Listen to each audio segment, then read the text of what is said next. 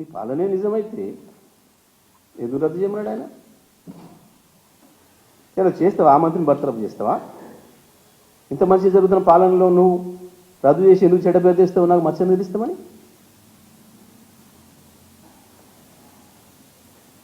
ఏం జరుగుతుంది అసలు రాష్ట్రం?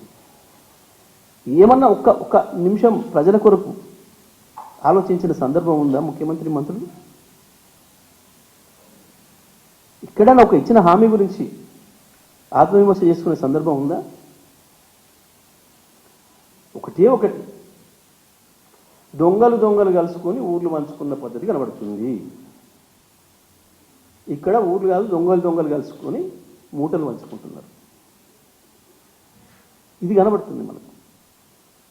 కలుసుకునే కాడ పంచాయతీలు, ఇంట్లోనే మీ చీకటి దొంగలు కూడా బయట పెట్టుకుంటున్నారు. మీకు మద్దతున్న చీకటి దొంగలు కూడా బయట పెట్టుకుంటున్నారు. నేను అప్పుడే చెప్పినట్టుగా మీరు పెంచి పోషించిన స్లాటర్ హౌజ్లే ఇవాళ మీ పాలిట శాపాలైతే దళారీ లేకుండా మీరు పెంచి పోషిస్తున్న స్లాటర్ హౌజ్.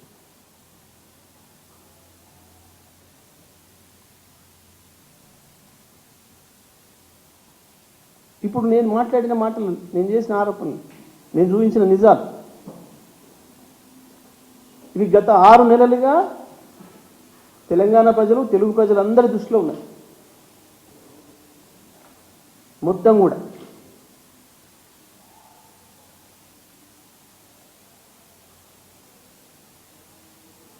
ప్రతి మంత్రి భాగవతం ప్రజలు చర్చ చేసుకుంటున్నారు. జిల్లా స్థాయిలో జిల్లా స్థాయిలో, రాష్ట్ర స్థాయిలో రాష్ట్ర స్థాయిలో మీ అన్ని భాగవతాలు. మీరు ఎంత నీచానికి దిగజారుతున్నారో, పరిపాలన వదిలేసి, ప్రజల సంక్షేమం వదిలేసి, రాష్ట్ర అభివృద్ధిని వదిలేసి మీరు చేస్తున్న దుర్మార్గ పనులు ఎటువంటివో ప్రజలు గమనిస్తూనే ఉన్నారు.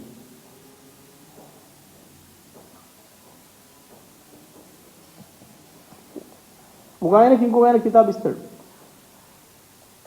నిజమే, ఇవాళ ఈ 2 కథనాలను చూస్తే ఏమర్థమవుతుంది తెలంగాణ ప్రజలకి, తెలుగు ప్రజలందరికీ? 2 కథనాలు కూడా ముఖ్యమంత్రి మొన్న 1వ తారీఖు నాడు పోయి ఎవరి కాళ్ళు ముక్కొచ్చిండో అక్కడనే వచ్చినాయి.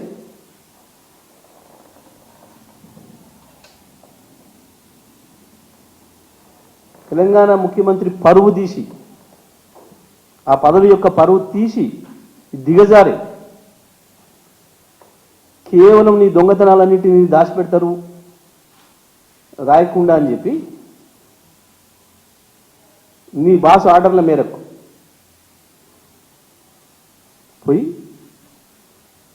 ఎవరి కాళ్ళు మొక్కి ఎవరిని సంతృప్తి పరిచి వచ్చినావో ఆ రెండిట్లనే వచ్చినాయి అని అంటే ఈ మంత్రులు ఎవరో అర్థం చేసుకోవాలి. ఉన్నాయి మంత్రులు, పైకి ఏం మాట్లాడినా పక్కన చెప్తున్నారు ఇదంతా ముఖ్యమైన ఆఫీస్ నుంచి వచ్చింది మా కిరికే, ఇదంతా ముఖ్యమైన ఆఫీస్ కుట్రే మా కిరికే అని మాట్లాడుతున్నారు చాలా స్పష్టంగా.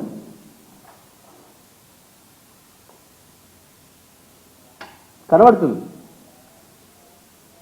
పాత కాంగ్రెస్ కార్యకర్తలందరూ కూడా మాట్లాడుకుంటున్నారు, వరుసగా మా మంత్రుల మీద ఎందుకు జరుగుతుంది ఇది?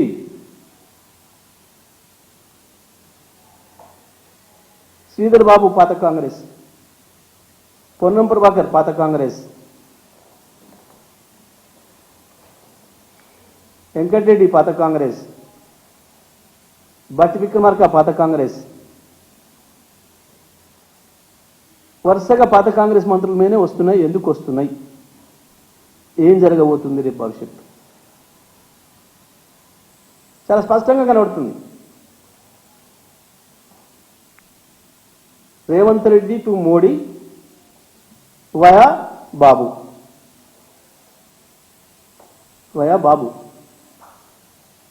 ఇలా ఖమ్మంలో కనబడ్డది నీ భాగవతం. చాలా స్పష్టంగా తెలుగుదేశం జెండాలు పెట్టుకొని నీ కాంగ్రెస్ సభలో ఏమని విజ్ఞప్తి చేస్తాడు? తెలుగుదేశాన్ని ఖతం చేసిన కేసీఆర్ను పాత్ర పెట్టాలి. బిడ్డ రేవంత్, నీ బాబు చంద్రబాబు ఇట్నే ప్రగల్భాలు పలికి పత్తా లేకుండా పోయిండు తెలంగాణ నుంచి. తెలంగాణలో పాత్ర పెట్టిన ప్రజలు నీ బాబును, నీ పార్టీని. ఇట్లనే ప్రగల్భాలు పలికిండు. ఎక్కడుంటుంది తెలంగాణ? మగల పుట్టింది పుబ్బల పోతుంది. ఇట్లే అహంకారంతో నీ లెక్కనే అవాళ నేను ఇక్కడ ఉన్న రాష్ట్రంలో పైన కూడా నా ప్రభుత్వం ఉంది, కేంద్రంలో ఏమున్నది? కేసీఆర్ గింత బక్కపలసినోడు, జేబులో రూపాయి లేదు, ఒంటి మీద చిటికాడు కండలేదు, ఉత్తనే ఉఫ్ఫని ఉత్తా కలలుగా అన్నాడు నీ బాబు. కానీ ఇలా నువ్వే చెప్తున్నావు నీ మాటలతోనే. పాతాళ లోకంలో పాత వేసిండ్రు ప్రజలు, తెలంగాణ ప్రజలు. కేసీఆర్ రాజకీయంగా ఎదుర్కొన్నాడు చంద్రబాబుని, పాలసీలతో ఎదుర్కొన్నాడు. ఇలా చెత్తవాగుడు బాగలే. నేను పాత్ర పెడతాను ఎప్పుడు అనలే. రాజకీయంగా నీ చంద్రబాబు విధానాలు ఆయన పాత్ర వేసినాయి. తెలంగాణ చేసిన ద్రోహానికి తెలుగుదేశం పాత్ర ఇవ్వడం. ఇక్కడ ఈ 2 నాలుకల ధోరణి, తెలంగాణ పైన సవతి తల్లి ప్రేమ కథం చేసినాయి. నువ్వు అనుకుంటున్నావు ఇవాళ ఉన్న ఇంతంత చిన్న అధికారాన్ని చూసి కేసీఆర్ ప్రజల్లో ఉన్న అభిమానం యొక్క అధికారం ముందట